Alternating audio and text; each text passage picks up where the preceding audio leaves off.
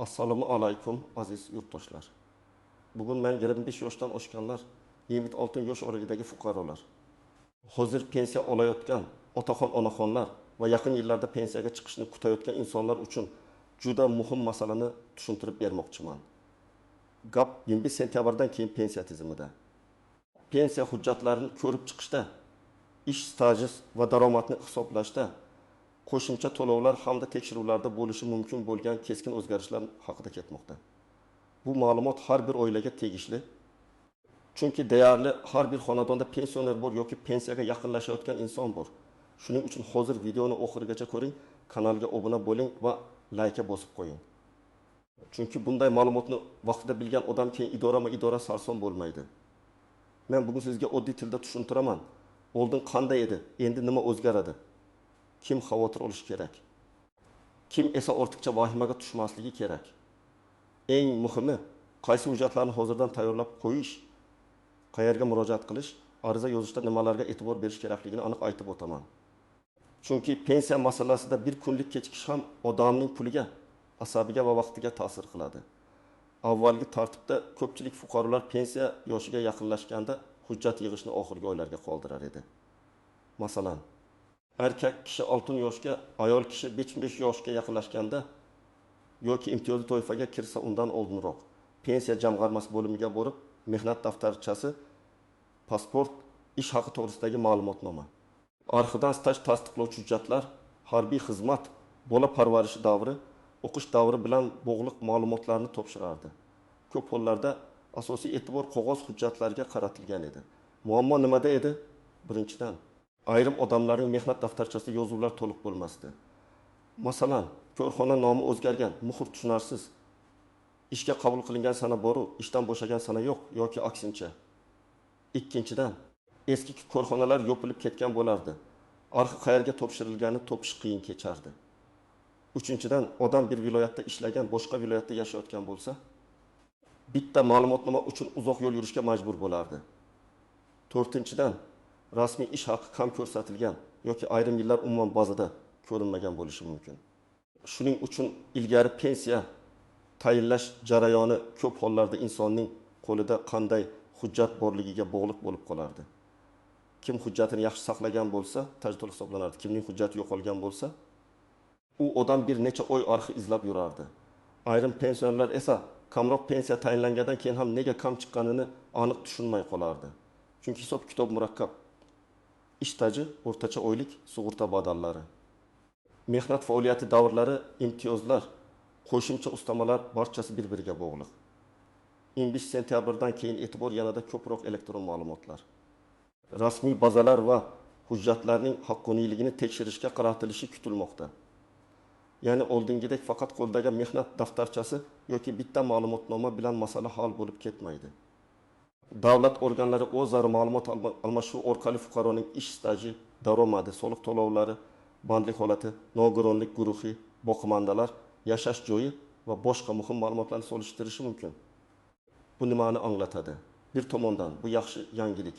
Chunki odam har bir qog'oz uchun yugurmasligi, ayrim ma'lumotlar avtomatik tasdiqlanishi mumkin. Masalan, oxirgi yillarda rasmiy ishlagan fuqarolarning ish haqi va badallari bazada ko'rinadi. Pensiyaga chiqayotgan odamdan har bir oylik maoshni alohida qog'oz bilan isbotlash talab qilinmasligi mumkin. Bu adolatli hisob kitob qilishga yordam beradi. Lekin ikkinchi tomondan xavotirli jihati ham bor. Agar bazada ma'lumot noto'g'ri bo'lsa yoki siz ishlagan davr ko'rinmasa yoki ish beruvchi sizni rasmiylashtirmagan bo'lsa, pensiya miqdoriga ta'sir qilishi mumkin. Ayniqsa 25-65 yosh oraligidagi fuqarolar hozirdan o'z stajini tekshirtirib qo'ymasa, pensiyaga chiqish paytida muammo chiqishi ehtimoli bor. Men ko'p yillik tajribadan bilaman. Odam pensiyaga chiqishiga bir oy qolganda emas, kamida 1-2 yil oldin hujjatlarni ko'rib chiqishi kerak.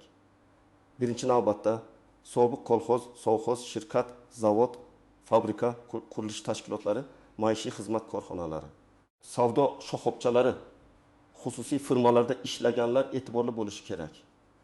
Chunki bu joylarning ayrimlari yopilib ketgan, ayrimlari qayta tashkil etilgan, ayrimlarining arxiv hujjatlari to'liq saqlanmagan bo'lishi mumkin.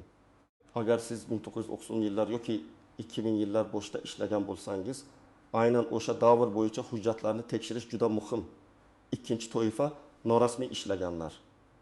Masalan, odam 10 yil ustachilik qilgan, savdoda yurgan, bozorga chiqqan, dehqonchilik qilgan, lekin rasmiy ish staji yo'q. Bunday holatda u yillar hayotda mehnat qilingan bo'lsa ham pensiya hisobida to'liq ko'rinmasligi mumkin. Shuning uchun men doim aytaman, rasmiylik bu faqat bugungi maosh masalasi emas, ertangi pensiya masalasi hamdir. Uchinchi toifa ayollar. Ayniqsa bir necha farzand tarbiyalagan, bola parvarishi ta'tilida bo'lgan, ishga kirib chiqishlari ko'p bo'lgan ayollar hujjatlarini alohida tekshirib chiqish kerak. Bola tug'ilganligi to'g'risidagi guvohnomalar, nikoh yoki familiya o'zgargani haqidagi hujjatlar. Mehnat daftarchasidagi ism, familiya mosligi juda muhim. Birgina harfdagi farq ham tekshiruvda savol tug'dirishi mumkin. 4-toifa ishlayotgan pensionerlar. Agar odam pensiya olib turib yana ishlayotgan bo'lsa, uning daromadi, qayta hisob-kitob qilish huquqi, ayrim ustamalar, ushlab qolishlar yoki qo'shimcha to'lovlar bo'yicha yangiliklardan xabardor bo'lishi kerak. Chunki ishlayotgan pensionerlar masalasida ko'pincha odamlar men ishlasam pensiyam kamayadimi? Qayta hisoblatish mumkinmi? Stajim yana qo'shiladimi degan savollar bilan murojaat qiladi. Tasavvur qiling. 28 yoshli erkak kishi bor. U 1998 yildan 1995 yilgacha zavodda, 1996 yildan 2005 yilgacha xususiy qurilish tashkilotida, 2006 yildan keyin esa turli joylarda ishlagan. Mehnat daftarchasida zavod davri yaxshi yozilgan. Lekin qurilish tashkilotidagi yozuvda muhr xira, lavozim noto'g'ri yozilgan, ishdan bo'shagan sana aniq emas.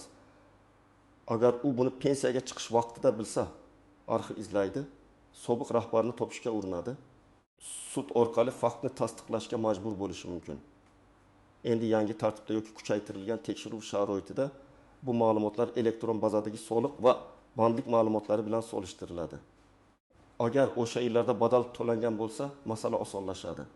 Agar to'lov ko'rinmasa, hujjat bilan isbotlash kerak bo'ladi. Demak, bu odam hozirdan pensiya jamg'armasiga yoki Mykondikus orqali murojaat qilib, o'z staji bo'yicha ma'lumotni tekshirtirib olishi kerak. Shunda u 60 yoshga kirganda kutilmagan rad javobi yoki kam pensiya bilan yuzlashmaydi. 25 yoshga yaqinlashayotgan ayolni olaylik. U 20 yil maktabda ishlagan, keyin 5 yil farzand parvarishi bilan uyda bo'lgan, keyin yana bog'chada ishlagan. Familiyasi turmushga chiqqandan keyin o'zgargan. Mehnat daftarchasining bir joyida eski familiya, bir joyida yangi familiya yozilgan. Bundan tashqari, bir farzandining tug'ilganlik guvohnomasida onaning ismi bitta harf bilan boshqacha yozilgan. Ko'pchilik bunday mayda narsaga e'tibor bermaydi. Lekin pensiya hujjatlarida bu mayda narsa emas. Agar ism, familiya, tug'ilgan sana, pasport ma'lumotlari bir-biriga mos kelmasa, qo'shimcha tasdiq talab qilinadi. Shuning uchun bunday ayol hozirdan FADV organlari orqali guvohnomalarni tekshirtirishi, zarur bo'lsa tuzatish kiritishi. Nikoh guvohnomasini, familiya o'zgarganini tasdiqlovchi hujjatni tayyorlab qo'yish kerak. Bu uning pensiyasi kechikmasligi uchun muhim. Hozir 63 yoshda bo'lgan pensioner bor, u pensiya olib turib ham rasmiy ishlayapti. U men yana ishlayapman, demak pensiyam avtomatik oshib boradi deb o'ylaydi. Aslida har doim ham avtomatik bo'lib vermaydi. Ayrim hollarda qayta hisoblash uchun murojaat qilish, ariza berish, ish haqi va staj bo'yicha ma'lumotni aniqlashtirish kerak bo'ladi. Agar yangi tartibda ma'lumotlar bazadan olinadigan bo'lsa ham, fuqaro o'z huquqini bilmasa, qo'shimcha imkoniyatdan foydalanmay qolishi mumkin. Masalan, pensioner 2 yil rasmiy ishladi. Soliq va ijtimoiy to'lovlar yuritildi. U pensiya jamg'armasiga borib, qayta hisoblash shartlarini so'rashi kerak. Balki pensiya miqdori sezilarli oshmasligi mumkin. Lekin 2 ming, 100 ming, bu 50 ming so'mlik farq ham pensioner uchun muhim. Bir yilga hisoblasak, bu 600 mingdan 1 million 800 ming so'mgacha qo'shimcha mablag' bo'lishi mumkin. Shuning uchun hech qachon baribir foydasi yo'q deb o'tirmaslik kerak. Agar sizning barcha ish stajingiz rasmiy bo'lsa, mehnat daftarchangiz tartibli bo'lsa, oxirgi yillardagi ish haqi soliq bazasida ko'rinsa, pasport ma'lumotlaringiz, familiyangiz, tug'ilgan sanangiz hujjatlarda bir xil bo'lsa, ortiqcha qo'rqishga asos yo'q. O'zgarishlar ko'proq tartibni kuchaytirish, ma'lumotlarni aniqlashtirish va noto'g'ri hisob-kitoblarning oldini olishga qaratilgan bo'ladi. Lekin menda hammasi joyida degan odam ham kamida bir marta tekshirtirib qo'ygani yaxshi. Chunki xatolar faqat fuqaro tomonidan bo'lmaydi. Ba'zida korxona ma'lumotni noto'g'ri kiritgan bo'ladi. Ba'zida arxivdagi ma'lumotda sana adashadi. Ba'zida elektron bazada eski pasport bilan yangi pasport bog'lanmay qoladi. Bu holatlar kam uchrasa ham pensiya masalasida bitta xato ham natijaga ta'sir qiladi. Endi eng muhim nozik jihatlarga o'taman. Birinchisi, har bir mehnat qilingan davr avtomatik ravishda pensiya stajiga qo'shilavermaydi. Agar ish rasmiylashtirilmagan bo'lsa, tegishli badallar yoki tasdiqlovchi hujjatlar bo'lmasa, uni isbotlash qiyinlashadi. Odam men ishlaganman hamma biladi desa ham pensiya hisobida og'zaki gap yetarli bo'lmaydi. Guvoh ko'rsatmasi ayrim holatlarda yordam berishi mumkin. Lekin bu odatda sud yoki alohida tartibni talab qiladi. Ikkinchisi, o'qish davri, harbiy xizmat, bola parvarishi, nogironlik, ishsizlik davri kabi masalalar har doim alohida tartibda ko'riladi.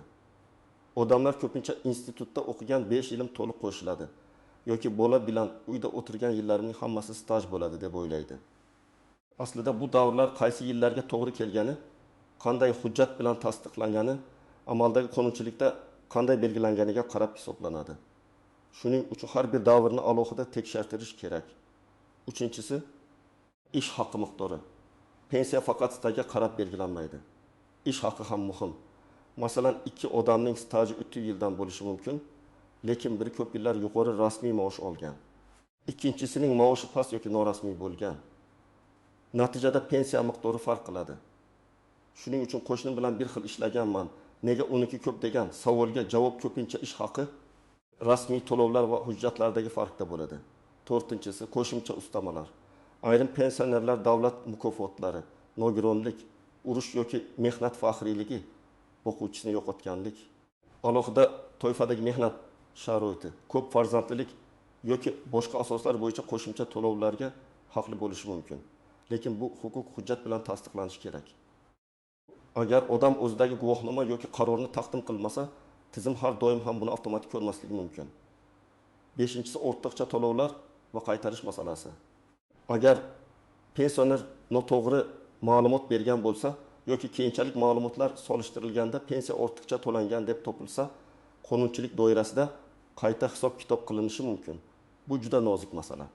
Shuning uchun men hech kimga soxta ma'lumotnoma, noto'g'ri ish staji, tanish-bilish orqali qilingan hujjatga ishonishni tavsiya qilmayman. Bugungi elektron tekshiruvlar davrida bunday narsa ertaga katta muammoga aylanishi mumkin. Endi nima qilish kerakligini aniq aytaman. Birinchi qadam, o'zingizning barcha hujjatlaringizni bir joyga yig'ing. Pasport yoki ID karta, mehnat daftarchasi, diplom, harbiy bilet, nikoh guvohnomasi, familiya o'zgargan bo'lsa shuni tasdiqlovchi hujjat, farzandlarning tug'ilganlik guvohnomalari, nogironlik bo'yicha ma'lumotnoma, davlat mukofotlari yoki imtiyozlarni tasdiqlovchi guvohnomalar bo'lsa, barchasini alohida papkaga soling. Ikkinchi qadam, mehnat daftarchangizni diqqat bilan o'qing. Ishga qabul qilingan sana bormi, ishdan bo'shagan sana bormi? Buyruq raqamlari yozilganmi? Tashkilot muhrlari tushunarli ko'rinadimi? Lavozimlar aniqmi? Ism, familiyangiz hamma joyda bir xilmi? Agar biror yozuv tushunarsiz bo'lsa, hozirdan aniqlashtirishga harakat qiling. Korxona ishlayotgan bo'lsa, kadrlar bo'limiga murojaat qiling. Korxona yopilgan bo'lsa, arxivga so'rov bering. Uchinchi qadam, pensiya jamg'armasi bo'limiga yoki davlat xizmatlari markaziga borib, o'z pensiya stajingiz bo'yicha oldindan maslahat oling. Men pensiyaga chiqishga tayyorgarlik ko'ryapman. Stajimda muammo yo'qmi? Qaysi hujjatlar yetishmaydi deb aniq so'rang. Mutaxassisdan og'zaki javob bilan cheklanib qolmang. Kerak bo'lsa yozma murojaat qiling. Yozma murojaatning afzalligi shundaki, sizga rasmiy javob beriladi va keyin nimaga asoslanish kerakligi aniq bo'ladi. 4-qadam. My.Donkagupta.uz pensiya jamg'armasining rasmiy xizmatlari yoki boshqa davlat elektron xizmatlari orqali mavjud ma'lumotlarni tekshiring. Agar elektron imzo yoki OneID orqali kirish imkoningiz bo'lsa, shaxsiy ma'lumotlaringizni ko'ring. Telefon raqamingiz o'zingizning nomingizda bo'lsin. Pasport ma'lumotlaringiz yangilangan bo'lsin. Ko'p odamlar elektron xizmatdan foydalana olmayman deb qo'rqadi. Lekin farzandingiz, nabirangiz yoki davlat xizmatlari markazi xodimi yordam berishi mumkin. 5-qadam. Arxiv so'rovlarini kechiktirmang. Eski ish joyingiz yopilgan bo'lsa, tuman yoki viloyat arxiviga murojaat qiling. Arizada korxona nomi, ishlagan yillaringiz, lavozimingiz, taxminiy bo'limingiz eski manzil bo'lsa yozing. Qanchalik aniq yozsangiz, arxiv xodimlari hujjatni topishi shunchalik oson bo'ladi. Men 1994-1990 tamakichi yillarda ishlaganman deb umumiy yozgandan ko'ra 1994 yil iyun oyidan 1998 yil avgust oyigacha falon korxonada payvandchi bo'lib ishlaganman deb yozish samaraliroq. 6-qadam. Agar hujjatlarda xato bo'lsa, uni tuzatish yo'lini so'rang. Masalan, tug'ilgan sana bir joyda 10 yig'may, boshqa joyda 20 yig'may yozilgan bo'lsa, buni e'tiborsiz qoldirmang. Familiyada bitta harf farq qilsa ham ertaga muammo bo'lishi mumkin. Bunday holatda ifada YYO arxiv sobiq ish beruvchi yoki zarur bo'lsa, sud orqali faktni aniqlash tartibi mavjud. Eng to'g'ri yo'lni mutaxassisdan so'rab, rasmiy tartibda harakat qiling. 7-qadam. Pensiya tayinlangandan keyin ham qarorni tekshiring. Ko'pchilik pensiya chiqqandan xursand bo'lib, hisob-kitobga e'tibor bermaydi. Siz esa qaysi yillar stajga qo'shilgan, qaysi ish haqi davri olingan, qanday ustamalar hisoblangan, nima uchun ayrim davrlar kiritilmaganini so'rang. Agar rozi bo'lmasangiz, qayta ko'rib chiqish uchun murojaat qilish huquqingiz bor. Bu tortishish emas. Bu sizning qonuniy huquqingizni aniqlashtirishdir. Eng birinchi ogohlantirishim: internetdagi har bir xabarga ishonmang. Hamma pensionerlardan pul ushlab qolinadi. 25-sentyabrdan keyin pensiya bekor bo'ladi. Kim hujjat topshirmasa pensiyasiz qoladi degan vahimali gaplar ko'p tarqaladi. Men bunday xabarlarni ko'rganda avvalo rasmiy manbani tekshirishni maslahat beraman. Qonun, prezident farmoni, hukumat qarori, vazirlik yoki pensiya jamg'armasining rasmiy izohi bo'lmasa, shoshilib xulosa qilmang. Ikkinchi ogohlantirish: vositachilarga pul bermang. Men sizga staj qo'shib beraman, pensiyangizni oshirib beraman. Arxivsiz hal qilib beraman degan odamlardan ehtiyot bo'ling. Pensiya hisob-kitobi rasmiy hujjat va qonun asosida amalga oshiriladi. Agar siz pul berib soxta hujjat qildirsangiz, ertaga javobgarlik sizning bo'yningizga ham tushishi mumkin. Eng to'g'ri yo'l rasmiy murojaat, rasmiy javob, rasmiy hujjat. 3-ogohlantirish: farzandlar ota-onasining pensiya masalasiga befarq bo'lmasin. Ko'p otaxon, onaxonlar hujjat bilan ishlashni bilmaydi. Elektron xizmatlardan foydalana olmaydi.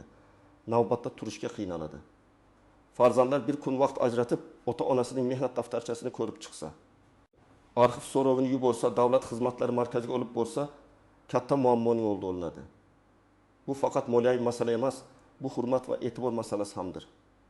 Agar siz hozir 65 yoshda bo'lsangiz, pensiyaga hali bor deb o'ylamang. Aynan hozir rasmiy ish, rasmiy daromad, to'lanayotgan soliqlar va badallar kelajakdagi pensiyangizni shakllantiradi. Ehim yoshdan oshgan bo'lsangiz, hujjatlarni tartibga keltirishni boshlang. 5-6 yosh oralig'ida bo'lsangiz, kechiktirmasdan mutaxassis bilan maslahat qiling. 60 yoshdan oshgan va pensiya olayotgan bo'lsangiz, qayta hisoblash, ustama, hujjatdagi xatolar va ishlayotgan bo'lsangiz, qo'shimcha imkoniyatlarni tekshiring. Masalan, 48 yoshli odam bugun norasmiy ishda yaxshi pul topayotgandek ko'rinishi mumkin. Lekin 12 yil o'tib pensiya kelganda rasmiy staji kam bo'lgani uchun afsuslanadi. 22 yoshli ayol bugun eski mehnat daftarchasini javonda saqlab qo'ygan bo'lishi mumkin. Lekin undagi bitta xatoni hozir tuzatsa oson. 55 yoshga kirib pensiya rasmiylashtirayotganda tuzatish esa ancha asab va vaqt oladi.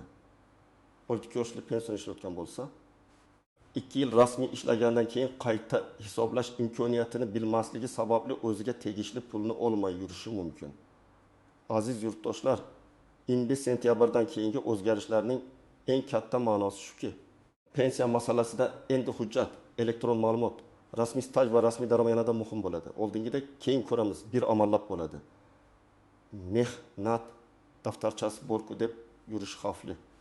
Kim hujjatini tartibga keltirsa, o'z stajini oldindan tekshirtirsa, arxiv ma'lumotlarini vaqtida olsa, o'z huquqini bilsa, u odam pensiya jarayonida ancha xotirjam bo'ladi. Men sizga vahima qilishni emas, tayyor turishni maslahat beraman. Bugun hujjatlaringizni ko'rib chiqing. Ota-onangizning pensiya hujjatlarini tekshiring. Kerak bo'lsa, pensiya jamg'armasi, davlat xizmatlari markazi yoki rasmiy elektron xizmatlar orqali ma'lumot oling. Noma'lum xabarlarga emas, rasmiy manbalarga ishoning. Agar hisob-kitobda shubha bo'lsa, savol bering, ariza yozing, javob talab qiling. Sizningcha pensiya tizimidagi eng katta muammo nima?